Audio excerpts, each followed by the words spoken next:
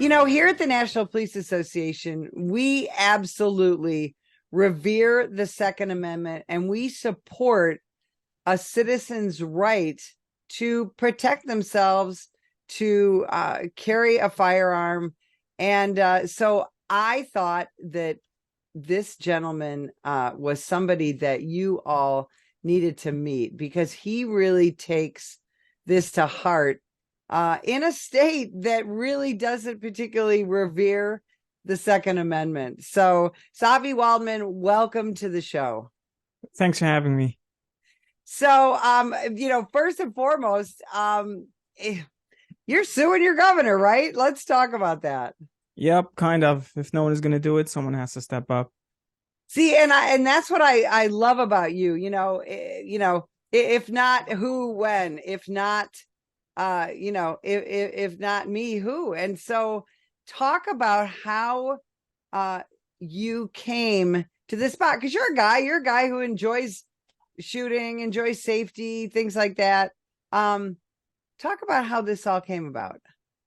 So I grew up in Brooklyn, New York, and in Brooklyn, New York, back then it was nearly impossible to get a pistol license. It's something I always wanted. I always cherished the ability to, for self-defense, the freedom, the responsibility, the spirit that comes along with it, with firearms ownership. So as soon as I started a family, I moved out of Brooklyn. I moved to Rockland County. And I applied for a pistol license together with my wife. We went through the whole process. We got the gun. I started going to the range to practice. I was looking for classes and different instructors because I wanted to become proficient in it. I kept on running into a problem is that most of these classes were given on the Sabbath. As a observant Orthodox Jew, I couldn't do that. So whenever I was at the range and I saw someone else from my community, I took down his name, took down his phone number. When he had a couple of names, I found a local instructor. I told him, hey, I have 10 guys. Can we do a class? That's a Saturday night after the Sabbath ends or on a Sunday. And that's how we started. We started training together and it just grew. So we opened up a social media group for all the participants in those classes. And then we gave it a name, New York State Jewish Gun Club. After a couple of months, we gave it a logo. And then a website happened. And it just turned into this community of people helping other people in my community with firearms, with the pistol process. It was it's an onerous, it's a long process, a lot of paperwork. And it just grew into a community. And I started getting involved in activism. I think it was after the shooting at the Tree of Life Synagogue in Pittsburgh. Then we all said, okay, it's time for us to carry in shul. Then came the question, how do we get our license unrestricted? Because at that time, that was before Bruin. So we started getting in touch with other organizations. We started helping with lawsuits and different litigation, different things. Fast forward to a year ago when the Supreme Court ruled on the Sherpa v. Bruin case, and they kind of went away with all the Michigassen that New York State puts, all the hurdles. And then, you would think that they would actually respect the Supreme Court, but no, they had to throw in a whole bunch of stuff and they made it even more complicated and more onerous. So we decided, what, we're just going to, pool together some money, hire some smart lawyers and file a lawsuit. So we filed a lawsuit of Goldstein v. Hochul. Mr. Goldstein is a person that lives in Brooklyn. He is part of a synagogue, of a congregation, and he was carrying for years. He had it unrestricted, and after Bruin, he was not allowed to do it anymore. So we went ahead and we're fighting it. So there are people that will say, why do you need to carry a gun? Just call the police. What do you say to that? Look, at the end of the day, you have to have mad respect for police, the audacity and the courage that they have to have in order to go in and to interdict in the active shooter is incredible. As somebody that trained and have done force and force, I know the feeling and I know what it's like. But at the end of the day, they're not everywhere. And as fast as they can get there, I think the statistics is for New York City anywhere from 3 to 9 minutes. In 3 minutes, a lot of people can die. And the only way to close that gap is to have a citizen with a gun and to interdict right away till the police arrive. Yeah, that is so well said. And that's something that we talk about a lot, is that, because there's, you hear in the media, police want less guns. That's absolutely not true. There's some police leaders, many that are politically affiliated, who say, oh, we want more gun control. But in reality, the boots on the ground law enforcement, like I was for 29 years, an armed, trained citizen who is able to protect themselves and the people around them is just absolutely golden. And one of the things that I like about what your organization is and what you espouse personally is that it's not just go buy a big gun and get a bunch of bullets. It's you've got to train and you've got to do it responsibly. I've heard you, in the media and in your interviews say that so many times, that owning and carrying a firearm is a huge responsibility. Can you talk about that? Yeah, when you have a firearm, you have to understand the power it can do, and you kind of have to like live, I guess, on a different level of consciousness. Like be aware of your surrounding. It's a privilege that you have, and you're proud to have it. It's not something you take for granted.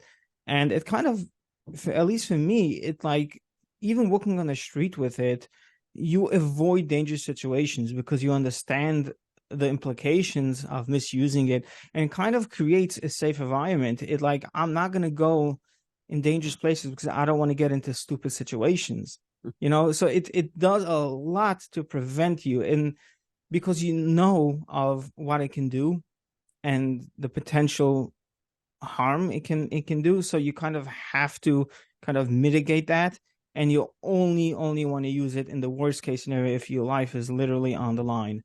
And again, it creates like a certain person, like living with a certain, I guess, gravitas, or like proudness that you have it, you're an American.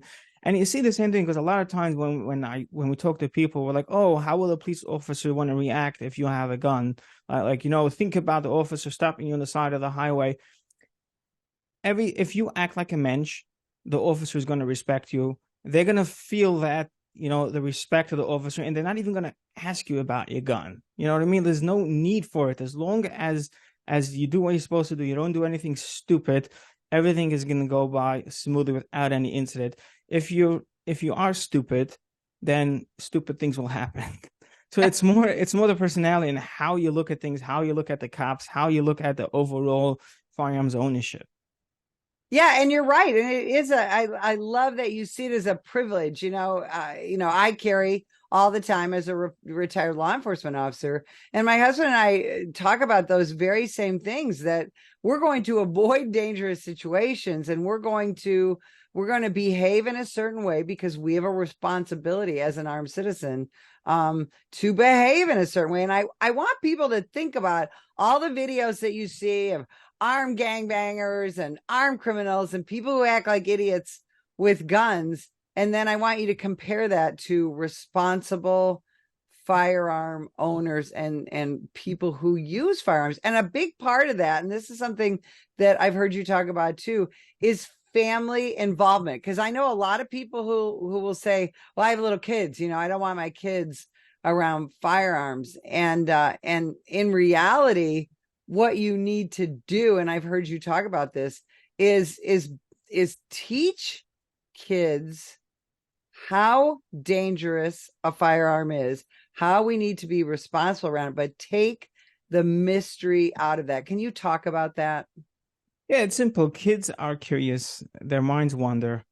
And if you don't, like, I guess, feed their curiosity, they're going to figure it out on their own, and it can be dangerous. So teaching kids the same way a knife is dangerous. You don't play with a knife. If you want to cut yourself, if you want to prepare yourself a piece of cake, you're going to ask your parents to do it at a certain age when they see when you can prove that you're safe with it, they'll let you do it on your own. The same thing has to do with a firearm. So when the kids are young, and the gun is safe, like when you clean the gun, it's okay if kids see it and they'll ask questions. and you answer those questions. And later, when they're at the right age, take them to a range with something light, like a 22, LR bolt action, something small, and just put them behind it when they're at the appropriate age. Again, every kid is different. You have to understand your kid, and you have to make that determination based on their personality and their development. But at the end of the day, this will cause situation. This will create situations that if they do come across a firearm, or they are in someone else's house and they see a firearm, they will act in a safe way with it. There used to be a video series for kids. It was a cartoon video series called Eddie Eagle, and it was very simple. They taught kids, if you come across a firearm, either at your parents' house or somebody else's house, stop, don't touch, leave the area, tell an adult. End of story. And if we would all teach these rules and talk about these rules, we could reduce the accidental shootings of children. And when that happens, most of the time, it's in a home where they are irresponsible gun owners. Right. Especially now, after the Supreme Court ruling, firearms is going to become way more popular. As popular as it now, it's only going to grow, especially with the states doing constitutional carry. I think it's something that maybe the school should teach, because it's crucial. We have to recognize where we are in society and what's going to happen. And if we're going to try to look the other way, it's not going to do us any good. The fact is, firearms are here to stay. It's only going to grow. This is America. It's in our Constitution. This is the one thing that keeps everything else in the Constitution in check. And we have to embrace it, and we have to do our work and make sure that it's kids are safe, and kids grow up understanding what it's all about. Now, as a practicing Orthodox Jew, I'm going to guess you have friends and family who have said, we want nothing to do with guns because of the suffering of our relatives and ancestors at the hands of firearms. How do you answer that? So it's something that I'm very well familiar with, especially because my grandmother was a little girl during the Holocaust, and she was kind of on the run. Her father was a rabbi in Budapest before the war, and they literally had a list with her picture, and they were hunting her down. So she was hiding out in the fields and in the cornfields and farms in different areas. And when I asked her the question, I heard the tremors in her voice when I asked her about guns. And we have to respect that. We have to understand why it is. Why they have that trauma, because it was the one thing that marched people into the cattle carts. It's the thing that forced them into submission. But on the other hand, I have spoken to, and I have had in school people come down and speak to us who were part of the partisans and were there fighting back. So we have this balance. When people go through a trauma situation, everybody takes it differently, and everybody learns something else out of it. But at the end of the day, we are 60 years past the Holocaust. We're already in the second generation afterwards. And we're living in America where we have the right, and it's a right that is designed to preserve our freedoms. So if you want to live in America as an Orthodox Jew, or any religion, or even as a conservative with strong values, you have to it's time that we embrace the Second Amendment for the aspect of not only personal security, but understanding it's there to protect our way of life against government. And that's something that some people think is controversial. You talk to people I do a lot of international traveling. You talk to people, why do Americans all have guns? They think we're crazy cowboys and this and that. And that's one of the things that we talk about is, it's not just to protect us from criminals, right? And again, I was a government employee from age 17 to age 50. So I do appreciate my government. However, the Second Amendment isn't just to protect you from the bad guys, right?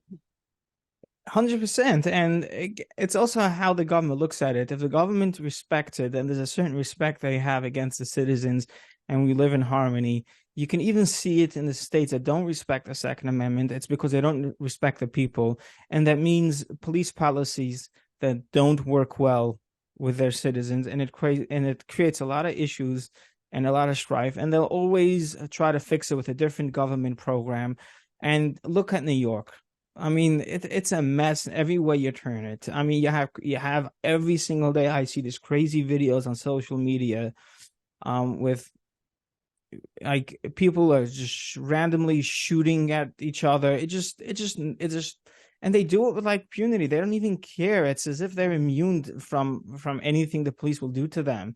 And this happens because, the failed policies of the Democrats, and the Democrat run cities.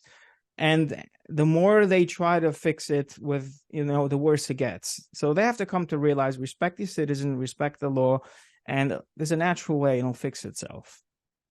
In your view, how has the defund the police movement, especially the last 3 years of the absolute vilification of the American law enforcement officer, how has that affected life just for you as a New Yorker, and business owner? How do you see that?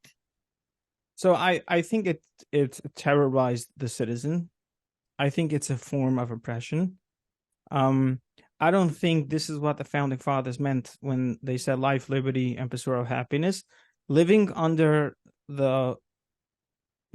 in a society when the people are running the streets with impunity, doing ridiculous stuff, and the DA's office have a revolving door policy when it comes to the bail reform and all that other nonsense. It creates almost as if you're living in a Soviet country, to be honest. Like when I go into New York City, there's an amount of my stress level automatically goes up because I need to be aware now. I need to, as they say, head on a swivel. I need to be situationally aware on an heightened, unnatural level that is not natural to me. So for all of my friends living in New York City, I feel bad for you. I mean, it's tough, in the certain areas you absolutely avoid. You don't go there. And a lot of times when I'm driving through and, I make a wrong turn on the highway or the exit is closed and I find myself in a bad neighborhood, the first thing we do is, how do we get out of it? I don't even care if I'm going the right direction, but let me get out of there. You need to be very, very situational aware, and you need to be cognitive of, cognizant of your surroundings, because you could very easily end up in a dangerous situation. Yeah, absolutely. What do you tell people what you're hoping to accomplish with this lawsuit? Because obviously you're never going to change Kathy Hochul's mind, but you can affect her legally. What's the end game? So as an Orthodox Jew, we spend an average of 20 hours a week in synagogue between all the prayer services on Saturday and throughout the week, the morning prayer, the afternoon prayer, the night prayer. And I want that, people in my community who got a firearm, who got the training, should be able to carry in a synagogue. So right now, the law, the CCIA, the law they passed after Bruin, states it's prohibited to carry. The exact languages, they prohibited carrying a firearm in house of worship and religious observation. So not only is a ban to carry a handgun in house of worship, they also add a religious observation. The problem with religious observation is very vague. I mean, my kippah technically is a religious observation. I have it because I'm a religious observant Jew. So am I not allowed to have my gun on me? They realized how ridiculous this was. And when we had our hearing in front of the judge, the city, the state did not have an answer for it. They realized how vague, how ridiculous it is. So they went ahead and they changed it. They took out religious observation and put in house of worship, except for those who are designated security. Okay, it sounds good. Right off the bat, it sounds good. But if you look into it, the issue with this is, if I have somebody that is out in the street, he's going to a pizza shop with his family, he has his gun on him, and he needs to run in for 10, 15 minutes to do a quick prayer. Now he has to take off his gun, because the community, it's not like everyone has his designated whatever synagogue where he prays. That might be the case on the weekend, but during the week a person will run in quickly and catch a small prayer here, and so when you designate somebody for security for the house of worship, you are liable for it. You have to get insurance for it. Well, New York State will not give you insurance for it except if this guy is a registered security guard. A registered security guard was already exempted from this law. So at the end of the day, this law did nothing. It sounded good on paper. They did it to throw off the judge. But if you look into it, it's nonsense. So I want that if you're any Jew and you walk into a synagogue, you should be able to carry it without any questions, without any problems, because it's not people within the community we are scared about. The people that will come harm us don't care of any of these laws. Is the law, do you feel like the state is trying to push you toward hiring private security? There's not enough security guards in the entire state to be able to protect every single synagogue. And second of all, the same way you don't need to hire a press secretary to talk. You're allowed to get on Facebook and post whatever you want, and I can get in front of my house and talk. I shouldn't have to outsource my security. It's a fundamental right. It's in the Constitution. I love that. So we're running out of time. Where can people find you? Your social media, learn more about the website, all of that. So you can go to nysjewishgunclub.com. You'll see all the information over there. The donation button to help fund our lawsuits is on the right-hand side on top. Social media links are all on the bottom. I tell you, I cannot thank you enough for spending time with us today. This is such an incredibly important topic, and I hope people take a look at your lawsuit and realize that you don't just have to sit back and take what your anti-gun government has to offer, that you really do have options. You're inspiring and very brave, and we so appreciate you spending time with us today. And if you would like more information about us, visit the National Police Association at nationalpolice.org. Ma'am, put the gun down! Put the gun down! Last year, law enforcement officers were involved in hundreds of thousands of use of force incidents. A use of force incident is when an officer must use nonverbal tactics to gain control of a dangerous situation. Put the knife on the ground. In many cases, officers have no choice but to use force when a suspect doesn't comply with a lawful order. Use of force is always ugly. No one likes it, especially police officers. Together, we can help de-escalate these dangerous encounters. Help police officers by complying with their lawful orders. Don't attack, attempt to disarm, or flee from an officer. Use of force is an officer's last option. Most incidents can be avoided by not resisting arrest. If you feel you've been wrongfully detained by a police officer, then seek a legal solution after the encounter has been resolved. Let's keep everyone safe. Comply now and complain later.